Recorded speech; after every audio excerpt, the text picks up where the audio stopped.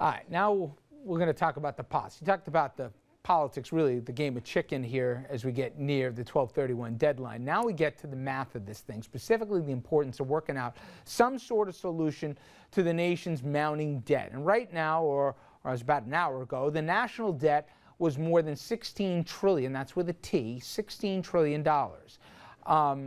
When you work out the 12 zeros, it's more than $142,000 per taxpayer, or 51 grand for every American citizen. And while it's arguable what, if any, impact all that debt is having on our economy as we speak, there is little debate on what it could mean if nothing is done to control it, or at least curb it. And Andrew, at least one expert, he's sounding the alarm, and he's hardly alone. Yeah, and this is not a partisan guy, Rich. We're talking about Mark Zandi. He's the chief economist for Moody's, and he's one of those rare economists who seems to always be in the middle of the spectrum on political fights. And in a recent report, Zandi warns that by 2028, his current economic model breaks down because of the national debt, and that by that point, the interest on the debt, the minimum payment on the nation's credit card, if you will, becomes so large that it will overrun the budget and cripple the economy. But the crisis, Zandi warns, will come even earlier as the threat of insolvency leads investors to sell off U.S. debt like treasuries, and it'll lead to the downgrade of all American debt from the federal government to municipal bonds and everything in between.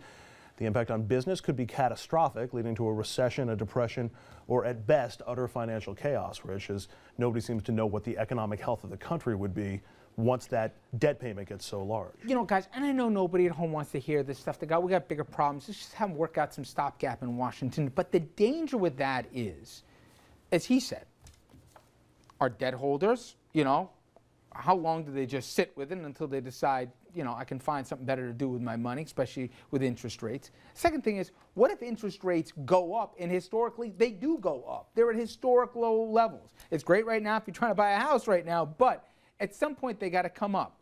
And then thirdly, who's going to keep buying this debt? At $1 trillion a year, you have to find a market for this. We have to get our fiscal house in order. It's not enough to say we're better than Greece. So I guess my first thing is on a policy front. Does everybody in Washington get it?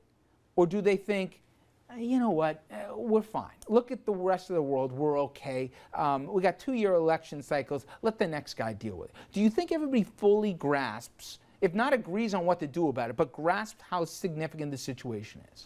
I think if I'm a congressman making $130,000 a year and knowing that I have health care for me and my family for the rest of my life, I'm sitting pretty and I'm feeling pretty comfortable. The problem is that if we go over this fiscal cliff, you have the alternative minimum tax, which will impact people that are making $50,000. You're also going to have downgraded, which is already happening. Moody's is down, and S&P they're downgrading bonds of municipalities, which what will happen is that people that are paying property taxes are going to have to pay more because they're going to have to pay down this debt service. So ultimately, it will come back to Main Street. It will come back into people's pockets. And I think this posturing of back and forth, it's got to stop. At some point, somebody has to stand up and say, this is what we need to do for the betterment of the country, and take the politics out of it. Obviously, can that really happen? I'm not so confident that it will. I think it can. I think it can. I think the window of time, if you look at it now, before we get too far along in 2013, when you have the 2014 cycles and everything we're already talking about, I believe the president down deep believes there needs to be some form of entitlement reform. And I believe that he thinks that, you know what, we're going to have to cut defense. There's no one who doesn't understand that the current levels of debt are unsustainable.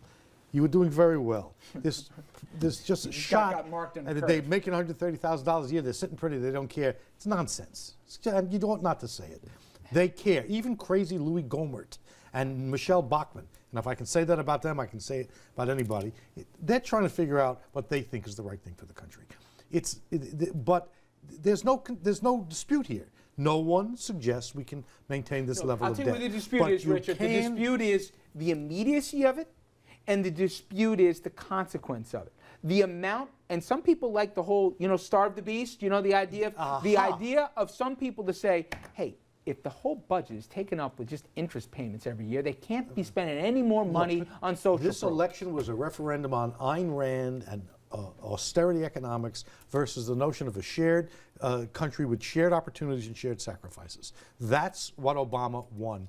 That's what the debate is. Shared sacrifice within Democratic circles also lead to an acknowledgement you know what, we're going to have to change something about Medicare. We're going to have to change Well, something about Social Security. Hang on, because the immediacy of this is where you lose me, because the debt is a mounting concern way down the road. For me, the bigger concern is getting our economy running on full throttle again, which you don't do by cutting off things like unemployment or upping the payroll tax or raising taxes on the middle class. The debt is a problem, but it's a problem for down the road. And you know, if you've got a household that's in debt, the first thing you do isn't pull your kids out of college because those are the costs that are going to hit you down the road.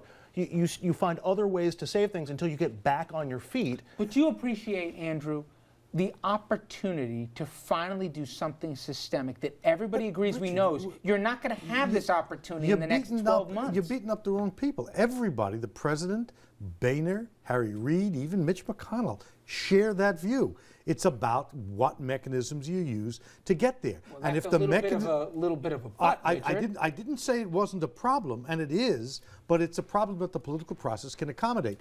The notion that do they really get it? Yeah, they really get it. But there are sometimes cures that are worse than the disease. And in this case, if you go to austerity like the Republicans and Mitt Romney wanted to do, cut spending, cut taxes, empower the rich, you end up with a country with 12 rich people and the rest question of or us. the $16 trillion question, whatever number you want to use. Do you think it would be better for the country to go over the cliff, imperil some short-term economic growth, but at least lead to a more systemic shared sacrifice deal that will change the system? If that's the then choice, it is. the long term is better. That's not the choice. And what's going on now is a fistfight in political terms of a kind I've seen a dozen of. There's no way to know whether there's going to be a deal or not a deal. You yourself said it would be an 11th hour thing. We're in the second hour. Relax. But wait a second. I'm starting to wonder if they'd rather not just have a deal on the top 2%, or really the bottom 98% is a better way to say it, and then figure it all down the line. I think they look at this as an opportunity to say, hey, listen, we gotta make some real numbers here, not just on the margin. There's a consensus about that. There's no consensus about the way to go. Let it play out. Not so sure. All right, we take a quick break here, but when we come back, we're going to turn to that tragic shooting many of you all saw over this past weekend, the aftermath of the Javon Belcher murder-suicide. Well, after it, there was a game played last night, which wasn't even in the heartland. And in it, sportscaster Bob Costas at halftime used his platform to talk about guns in America. And I have a question, not so much about whether he was right or wrong, but was it the wrong time and wrong place for that? And then later, we turn to the bitter fight between Susan Rice and Senator John McCain. Could there be more to their rivalry than just meets the eye? Could it be all this has to do with a personal gripe from years ago? We'll explain. Stay with us.